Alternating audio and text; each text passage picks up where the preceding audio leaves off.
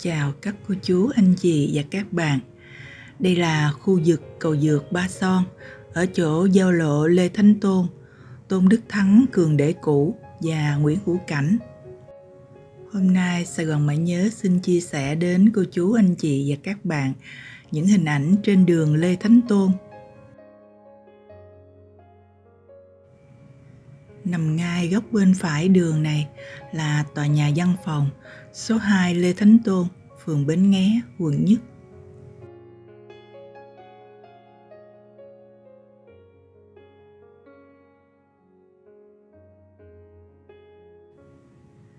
Đây là hẻm số 8 Lê Thánh Tôn. Mấy năm trước mình từng đi ăn pizza 4 bi với mấy chị đồng nghiệp ở hẻm này.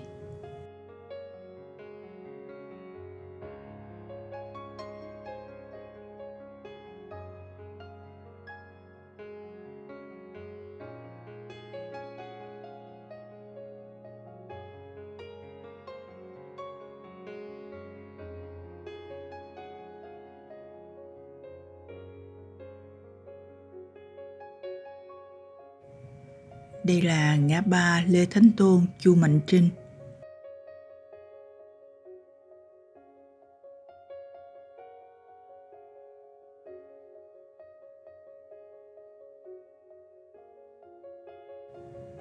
Sài Gòn Sky Garden là căn hộ cho thuê, địa chỉ 20 Lê Thánh Tôn, quận Nhất.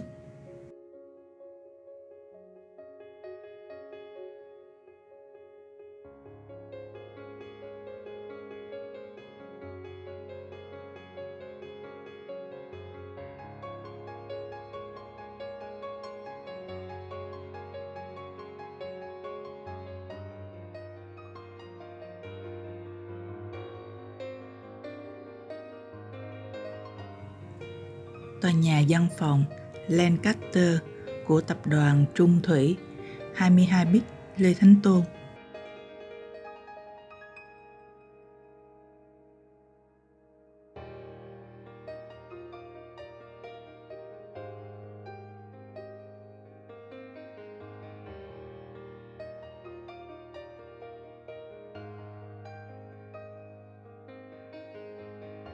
Địa chỉ 26-28 Lê Thánh Tôn này là tòa gia đình và người chưa thành niên.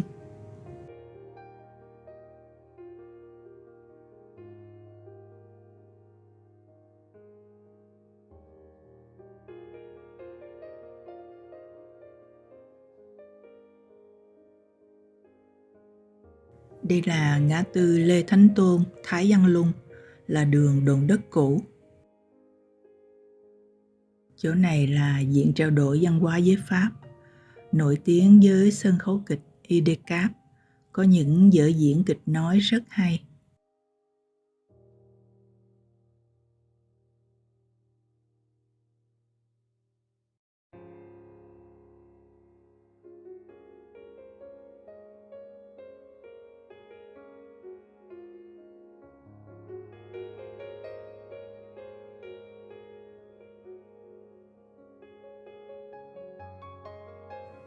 Sở Kế hoạch và Đầu tư Thành phố Hồ Chí Minh, nơi cấp giấy phép thành lập doanh nghiệp, địa chỉ 32 Lê Thánh Tôn.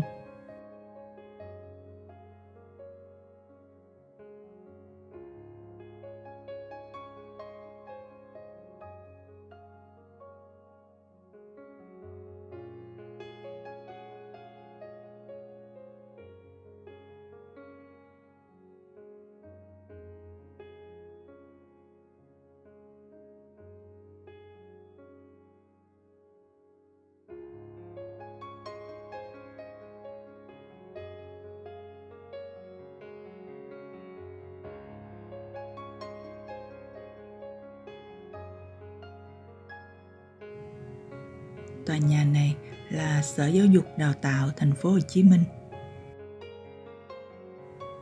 Sát kế bên là tòa nhà Vincom Center số 72 Lê Thánh Tôn, phường Bến Nghé, quận Nhất.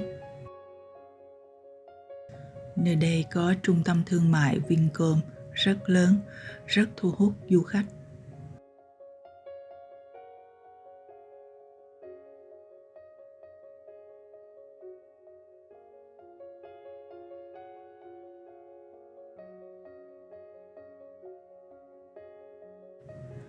chỗ công viên này là giường treo, công viên Chi Lăng, Sài Gòn xưa.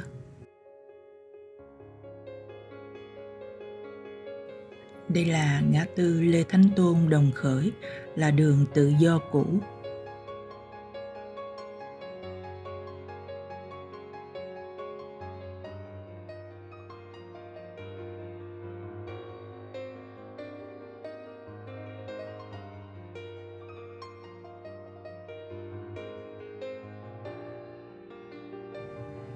Địa chỉ 86 Lê Thánh Tôn này là trụ sở Ủy ban Nhân dân thành phố Hồ Chí Minh, là tọa đô chánh Sài Gòn trước năm 75.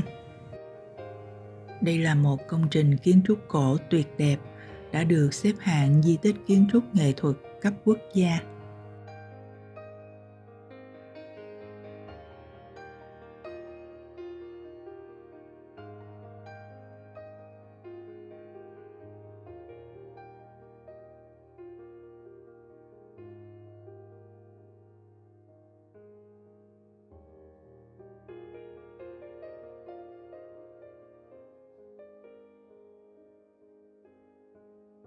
Nhà trưng bày triển lãm thành phố, địa chỉ 92 Lê Thánh Tôn.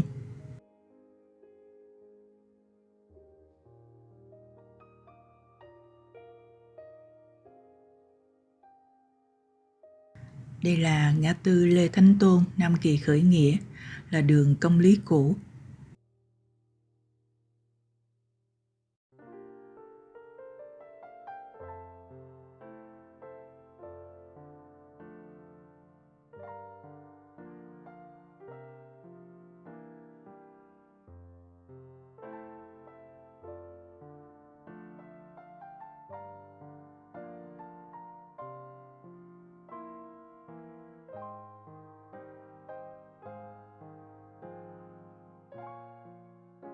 Đoạn này có khá nhiều các khách sạn, nhà mai và hàng quán ăn uống, phục vụ cho nhu cầu của du khách từ mọi nơi đến du lịch Sài Gòn.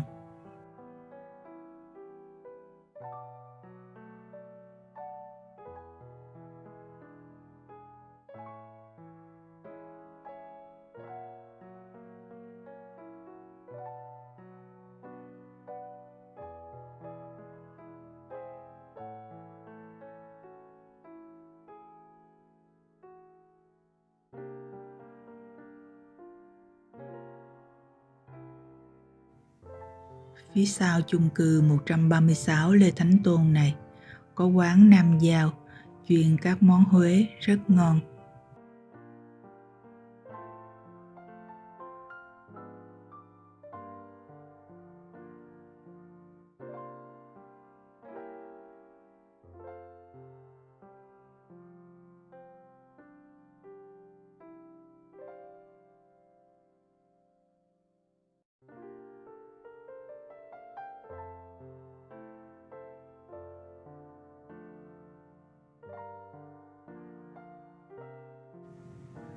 Đây là ngã ba Lê Thánh Tôn, Thủ Khoa Quân, đối diện với cửa Bắc chợ Bến Thành.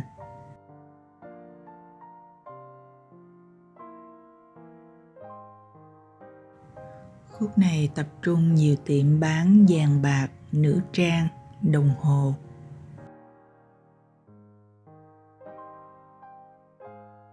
Địa chỉ 186-188 Lê Thánh Tôn là khách sạn Avanti, tiêu chuẩn 3 sao.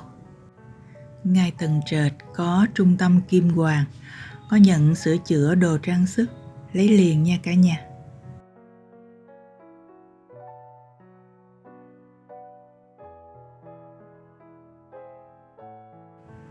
Quán Bụi là nhà hàng món Việt với không gian trang trí đậm chất Việt.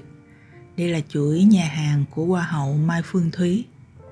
Địa chỉ 222-224 Lê Thánh Tôn. Đoạn này của đường Lê Thánh Tôn cũng có rất nhiều các nhà mai và các khách sạn mới đẹp.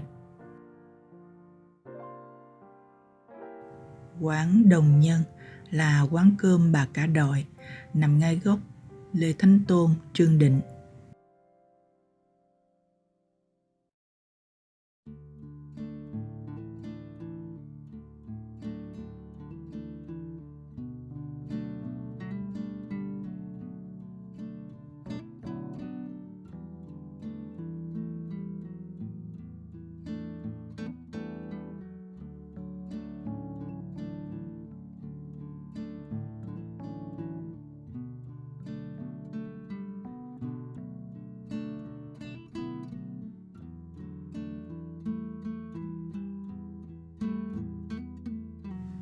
Đây là ngã tư Lê Thánh Tôn, Lê Anh Xuân, là đường Nguyễn Phi cũ.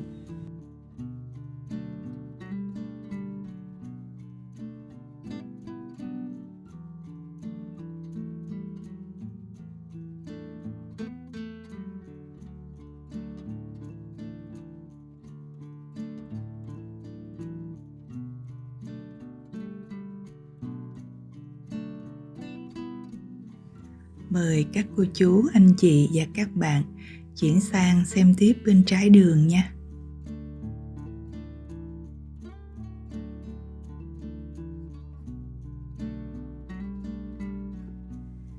Ngay góc bên trái này có nhà hàng ẩm thực Trung Hoa Yibu với đẳng cấp sang trọng, đắt đỏ. Địa chỉ số 1 Lê Thánh Tôn, phường Bến Nghé, quận Nhất.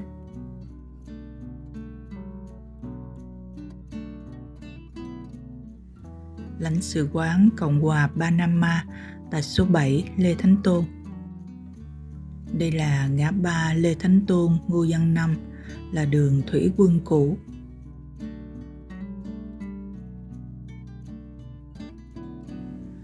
Nguyên một dãy phố đoạn này thường được gọi là phố Nhật ở Sài Gòn đó cô chú anh chị, vì ở đây tập trung rất nhiều những hàng quán, cửa hiệu đúng kiểu Nhật Bản.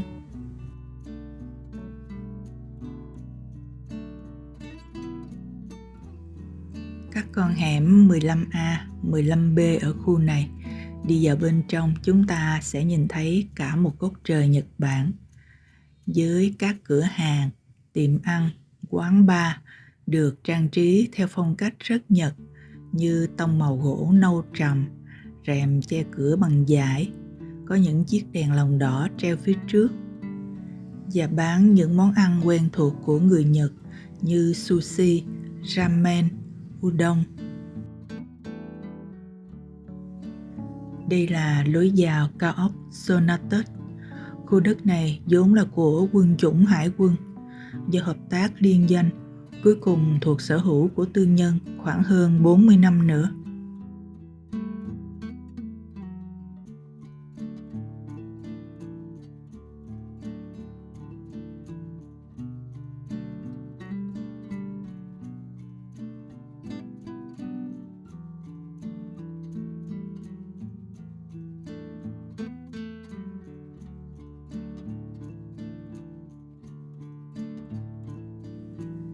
Tiếp đến đây cũng còn là khu phố Nhật. Nguyên cả khu vực này toát ra một vẻ đẹp rất yên bình, trầm lắng và nhẹ nhàng.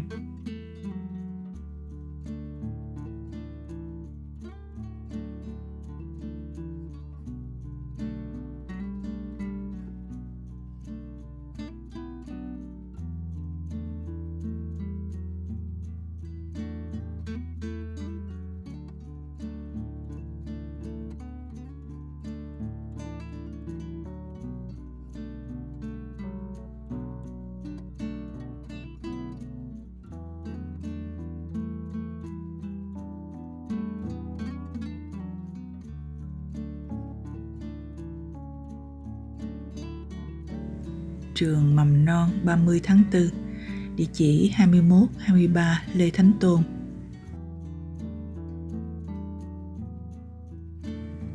Chỗ này là ngã ba Lê Thánh Tôn, Thi Sách.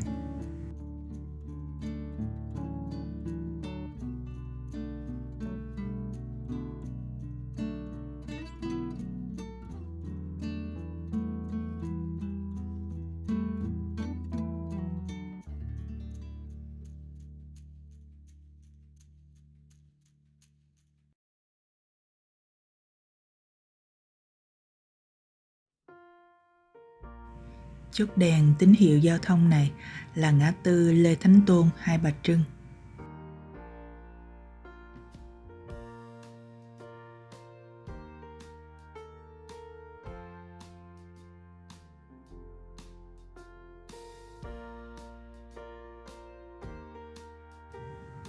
Trung tâm đào tạo khu vực của Simeo tại Việt Nam, 35 Lê Thánh Tôn, quận Nhất.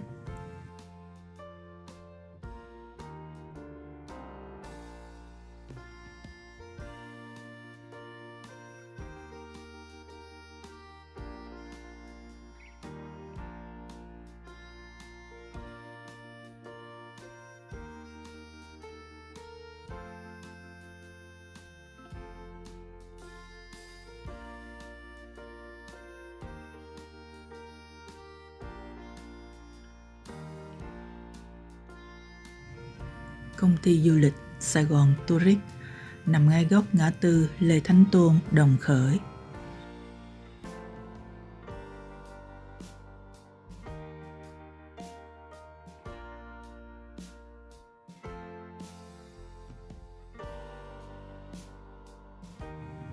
Tòa nhà Union Square này là của tập đoàn Vạn Thịnh Phát.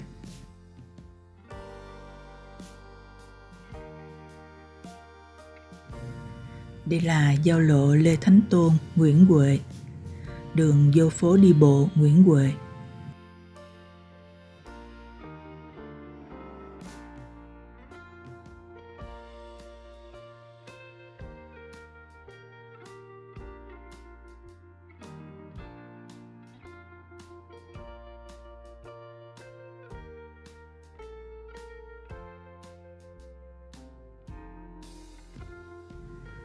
Chỗ này là ngã tư Lê Thánh Tôn, Baxter.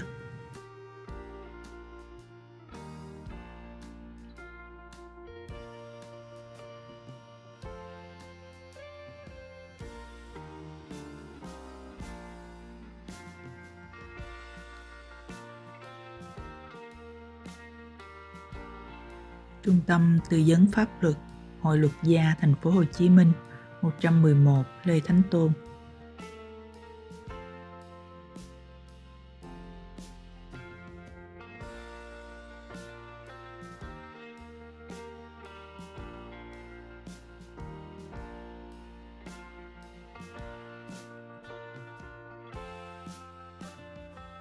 Mảnh đất rừng tôn xanh này bị bỏ hoang từ vụ cháy ITC năm 2002 đến nay.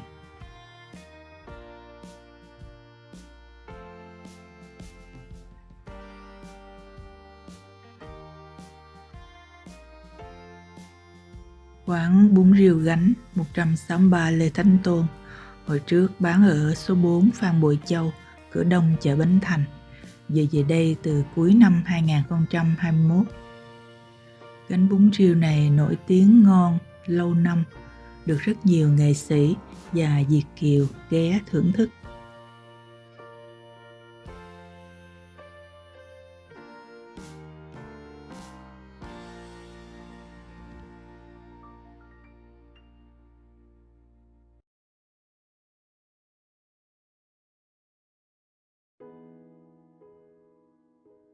Khúc đường này cũng có rất nhiều khách sạn, nhiều tiệm nail, tiệm làm đẹp và rất nhiều các quán ăn uống.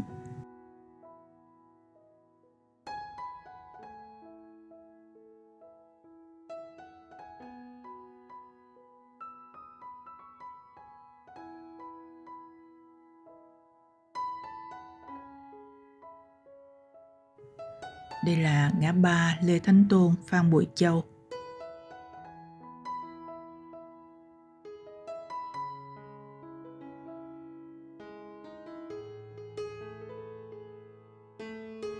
Cửa Bắc chợ Bến Thành tập trung rất nhiều những sạp trái cây và sạp bán hoa tươi nằm ở sát lề đường, nên khu vực này luôn nhộn nhịp người mua bán.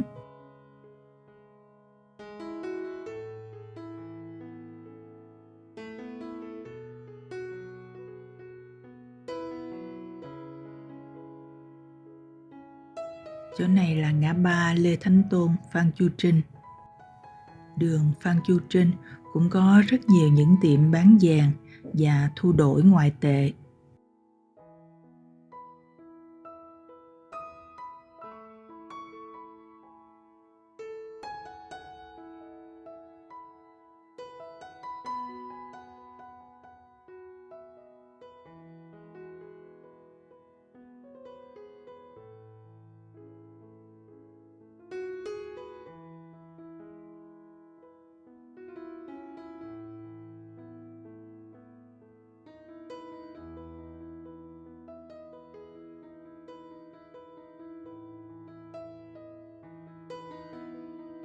Đây là ngã tư Lê Thánh Tôn, Trương Định, là đường Trương Công Định cũ.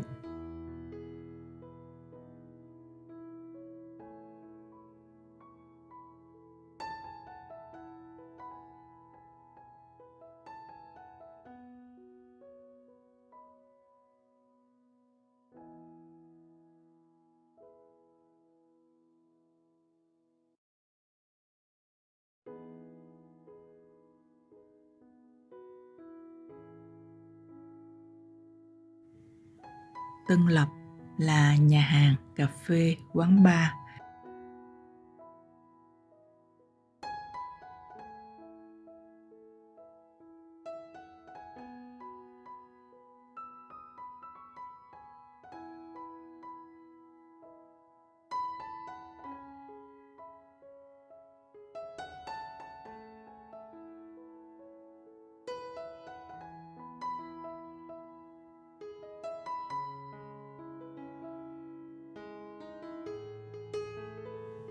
Đến đây là đã tiếp giáp chỗ mũi tàu đường Phạm Hồng Thái, cũng là hết đường Lê Thánh Tôn rồi đó cô chú anh chị.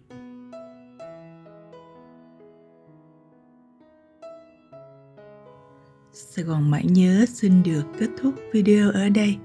Cảm ơn các cô chú, anh chị và các bạn đã dành thời gian xem qua video này. Mến chào, tạm biệt.